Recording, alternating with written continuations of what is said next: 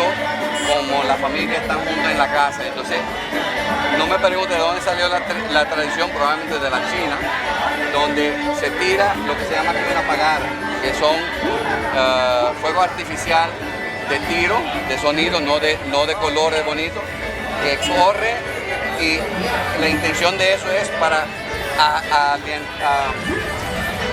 asustar, alejar los males bienes que no vengan al nuevo año.